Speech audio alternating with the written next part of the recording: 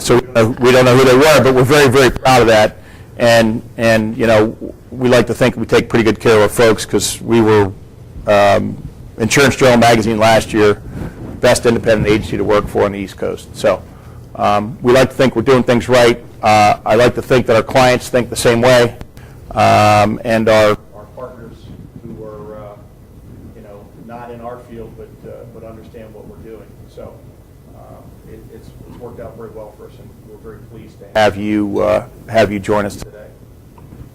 And so that's my little piece. So next up, I'm going to introduce Jill Gilden from Post and Shell, and let me give you a quick bio on Jill. I got to put my glasses on.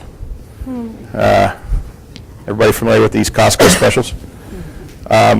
Jill is a principal in the work comp department for Post and Shell, and she joined the firm in 2006, and her practice is exclusively in the defense and representation of Pennsylvania employers and insurance companies, third-party administrators, and workers' compensation proceedings. She's defended a number of employers using the existing independent contractor relationships. So as you think about nonprofits and some of the activities that they undertake, and the use of people in the independent contractor area, that's one of the areas that Jill excels in. She's been included in the Philadelphia Magazine as a super lawyer 2010 and 2011 as a rising star, which means that Jill's under 40, but don't ask her how old she is.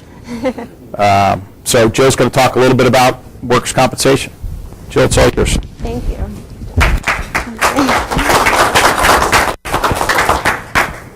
Let me just bear with me here.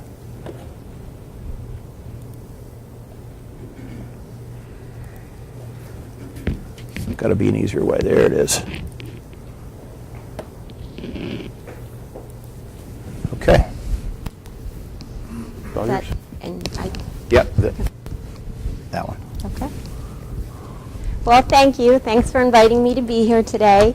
As mentioned, I'm a partner principal at Post and Shell, which, among other things, has what I believe to be a premier workers' compensation department in Pennsylvania. I'm honored to do what I do. I really believe in the defense of you folks in the arena of workers' compensation. As many of you know, whether or not you actually are hands-on in the workers' compensation process, it is a big issue that faces you folks as employers, and actually even a bigger issue that faces you folks as not-for-profits. So it's my hope today to give you some information that may help you in dealing with your workers' compensation risk and some of your exposure.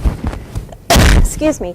The first thing that many of you may ask me, the first question that might be posed to me, and if you have questions, feel free to jump in, is why is workers' compensation so unfair to me? Why are my premiums so high? And I don't know if any of you guys face this question, but I'll give you the short answer to that.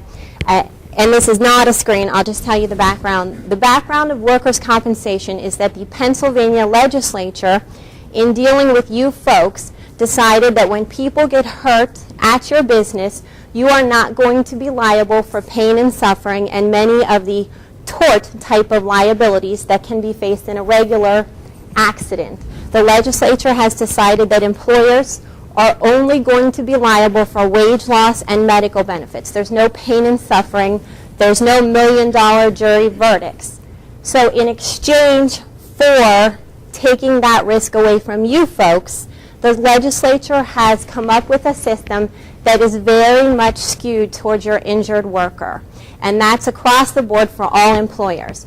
So not only do you face a Workers' Compensation Act that has been skewed to be in favor of the injured worker, but you guys as not-for-profits face a few additional challenges that you're going to need to identify and you're going to need to address in controlling your workers' compensation premiums and your workers' compensation losses. The first stereotype that you guys are going to have to be aware of is that often not-for-profit fields are fields that involve the healthcare industry or some type of religious service industry. I mentioned the healthcare industry up here. unfortunately, this is always going to be associated with physical work. You're caring for people, your groups are caring for people, you're, quote, in the field, you know, you're not at desks where your big injuries are paper cuts, which we actually know is not true because of carpal tunnel and so forth. But seriously, these folks are in the field. The stereotype is that it is hard work, and the judges believe that, and the judges see LPNs, CNAs, and you're already behind the 8 ball because that's physical work.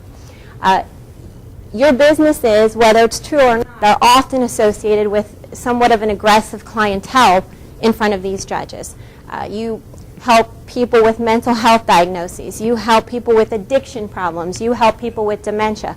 Well, unfortunately, those folks can be aggressive. It's part of the work that's done, and it puts you, again, at an increased risk from the assembler on an assembly line where, you know, that hubcap isn't going to punch him in the face, unlike some of your clientele, which is, again, an issue you're going to face. You also have a prejudice against you that your workforce is more selfless because they do work for not-for-profit. That does hold true for some of your employees. In my experience, some of them are not so selfless. But the judge is going to give them a benefit of the doubt because the field they work in. And I just want to say that I realize not all not-for-profits are in healthcare. I understand there's religious organizations, but still, that's physical labor, particularly the cemetery care, the groundskeeping, the health care, the nursing homes that are associated with some religious groups. So in addition to being employers in the Commonwealth of Pennsylvania and understanding that you have that prejudice, you also have to face the fact that you have some prejudice just by the fact that you are in the fields that you are in. So with that background set of what you guys face, got to get out of the habit of looking at this because it's right up here. With that background of what you guys face, the real issue and the real reason I'm here today is to help you guys control these premiums and to give you some tips on how to do that. The first, and every one of these suggestions is going to have its own slide, so I will elaborate on each as we go. But controlling costs, the first thing you need to do is recognize that you guys have a lot of unique challenges in dealing with workers' comp. And frankly, your industry is an industry where it's harder to deny cases than some of the other companies, and I'll explain why in a minute.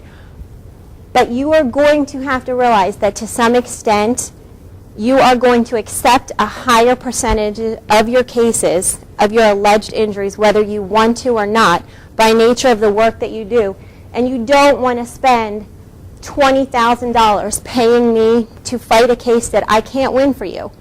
It would be better to pay me to figure out a way to limit your costs rather than to fight a losing battle. And that's a hard decision to make for a not-for-profit, and I'm certainly not saying don't fight any case, but I'll get into that in a later screen. But just to put that out there, another thing you can do to control your costs is recognizing that this is a team effort, and I think that goes perfectly to why all these folks are here for you today, to show you that there are multiple resources that go into your team in controlling costs, whether they be workers' comp or any other. I think you also need to emphasize the good work that your service is doing when you get before a workers' compensation judge. And the final point that I want to make, which is the title of my presentation, the importance of documentation in the employment process, is document. By the time a case gets to me, it's messed up. I don't see the easy cases. You wouldn't pay me to do something easy. So if I see a case, it's messed up. And the only way I can help you out of that situation is if you've written things down. And that's so important. And again, that'll be stressed later. But going through each of those points in a little bit more detail, recognition of the challenges. This is where I'm saying you guys are going to end up accepting more injuries than you would like, and probably more injuries than other companies, is because you have a limited ability to investigate your claims. I represent Walmart, I represent Harley-Davidson, I represent several hospitals, and for as much as they have their own challenges, it's kind of a controlled area. This injury was happening in the electronics department. This injury happened on the fender line at Harley-Davidson. It's a controlled environment. You know what to expect. You can set up cameras. You know, it's an environment that's within your control. Often Walmarts do have cameras in them, and you know, I pull up the camera. She fell, she didn't fall. It gives you something to work with. You folks, a lot of you are in a different situation. You're sending people out into the field. You don't know what Mrs. Smith's home looks like. You don't know if your employee tripped over Mr. Meyer's dog. You don't know what happened out there. There's no cameras. There's no witnesses. So at some point, it's going to come down to the injured worker's word saying, I fell, versus no one who's going to say you didn't fall. You know, it's a problem. It's a real problem. And you put that in a system that's skewed toward these injured workers for the reasons I've already discussed, and you're in a big problem. And it's a problem that faces anybody who's going to send people out into the field. And another issue that faces you guys is the federal and state regulations that you are forced to follow more so than just regular employers. And there's situations where I have a not-for-profit that I do work for, and they provide mental health services to people with mental health diagnoses. And in one of the situations, a consumer had wanted a book that the caregiver was holding, and the caregiver would not give it to him right away because he was, you know, it wasn't the time that he was supposed to have it, and a fight ensued, and it became physical, and there was an injury. So not only was this injured worker, you know, really kind of beat up fairly badly by this consumer, but then he was suspended. And the judge looked at this situation like, could you add insult to injury? Not only does this man, who is selfless and has devoted his life to caring for people with mental retardation diagnoses, get beat up and pummeled by a man who's much bigger than, but then you suspend him? What's wrong with you folks?